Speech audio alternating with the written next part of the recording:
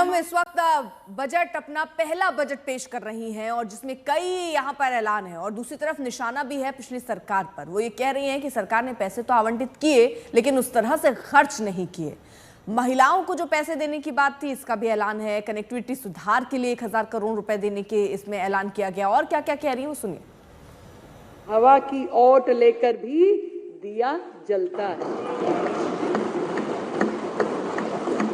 अध्यक्ष महोदय, मैं आपके माध्यम से पूरी दिल्ली की जनता को यह बताना चाहती हूं कि पिछली सरकार के राज्य में, आज तक की सरकारों के राज्य में 2023-24 का बजट था जो कि सबसे अधिक था, वो था 78,800 करोड़ रुपए। कागजों पे था, हुआ कुछ नहीं था, कागजों पे था पर था। पहली बार दिल्ली के इतिहास ने प्रधानमंत्री आवास योजना के तहत दिल्ली को कुछ लेने नहीं दिया। क्योंकि वो प्रधानमंत्री आवास योजना थी तो दिल्ली वालों को उसके निमित्त किसी को लाभ नहीं लेने दिया। अब हमारी जो ये सरकार है, इस योजना को हम स्वीकार करेंगे ताकि हमारे शहरी गरीबों को इसका लाभ मिल सके। और इस योजना के तहत हमने 20 करोड़ रुपए का आवंटन प्रस्तावित किया है।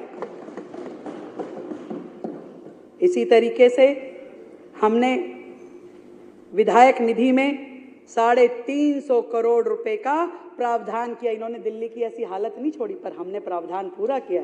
किसी विधायक को बजट की कमी ना हो, कागजों पे नहीं, पूरा मिलेगा। आपका तो केवल कागजों पे रहा, पूरा विधायकों को विधायक निधि पूरी दी जाएगी। ऐसा मैं आपके माध्यम से अपनी पूरे विधायकों को विश्वास दिलाती हूँ। भोजन कागजों पे था जनाब, कागजों पे था, किसी को ना मिला। अरे तुम्हारा दिल का दर्द बाहर निकल के आ रहा है संजीव भाई, ऐसे हमें पता है। और रिपोर्ट है मेरे पास पूरी कि आपके विधायकों में क्या खर्च हुआ। हमारे वाले तो फिर लड़ झगड़ के काम करवा गए। कोई नहीं। और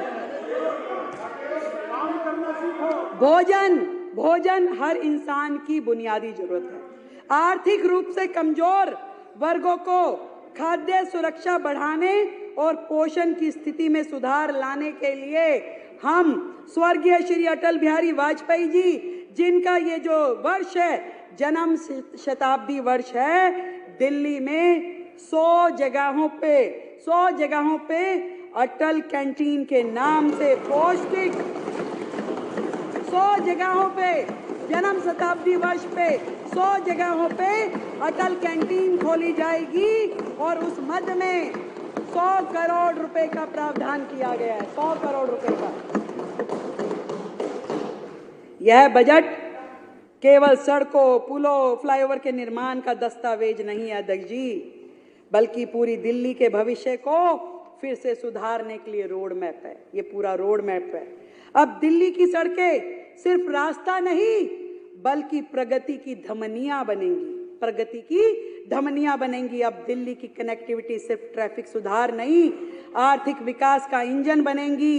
और अब दिल्ली का इंफ्रास्ट्रक्चर सिर्फ निर्माण परियोजना का हिस्सा नहीं बल्कि समृद्ध और आत्मनिर्भर राजधानी की पहचान बनेगी। सच में बहुत फर्क है आप में और हम में, बहुत फर्क है। ठीक कह रहे हो, बहुत फर्क है। आप केवल वायदे करते थे, हम वायदे निभाते हैं। आप केवल वायदे करते थे, हम वायदे निभाते हैं। आप पीएम को, एलजी को, दूसरे राज्यों की सरकारों को गाली देते थे, हम मिलके काम करने के इरादे। आपकी पढ़ी लिखी सरकार अपनी बुद्धि का उपयोग षड्यंत्रकारी योजनाएं बनाने में लगाती थी, षड्यंत्रकारी योजनाएं, पढ़ी लिखी सरकार। और हम दिल्ली की समस्याओं के निराकरण में अपनी समझ का उपयोग करने वाले हैं। बहुत फर्क है सर, बहुत फर्क है। आपने अपने लिए शीश महल बनवाया, हम गरीबों के घर बनवाएंगे।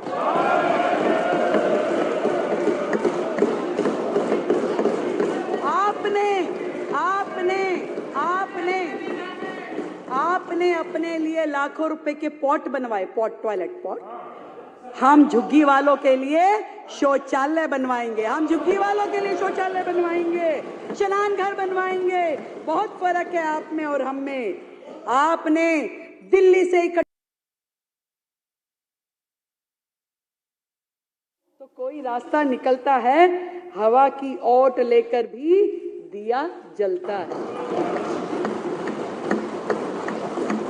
अध्यक्ष ने देश की एडवर्टाइजमेंट करने में खर्च किया, दूसरे राज्यों में जाके चुनाव लड़ने के लिए खर्च किया। पहला मुख्यमंत्री है भाई, पहला मुख्यमंत्री जो एक सरकारों के राज्य में 2023-24 का बजट था जो कि सबसे अधिक था, वो था 78,800 करोड़ रुपए। कागजों पे था, हुआ कुछ नहीं था, कागजों पे था पर था। पहली बार दिल्ली के इतिहास में ऐसा हुआ कि जब 2024-25 का बजट आया तो वो घट करके 2800 करोड़ रुपए घट करके मात्र 76,000 करोड़ रह गया, जो किसी भी राज्य के इतिहास है। आप केवल बातें बनाते थे, हम विकसित दिल्ली बनाएंगे। बहुत फर्क है, बहुत फर्क है। और ये भी बता दूं आपको कि कुछ देर की खामोशी है, कि कुछ देर की खामोशी है, फिर शोर भी आएगा। कभी तुम्हारा दौर आया था, अब हमारा दौर आएगा।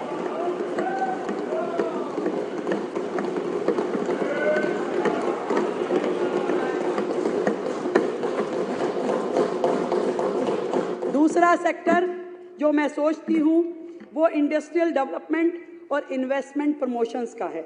उद्योग और निवेश जो कि समृद्धि का रास्ता है अध्यक्ष जी, प्रगति का आधार है।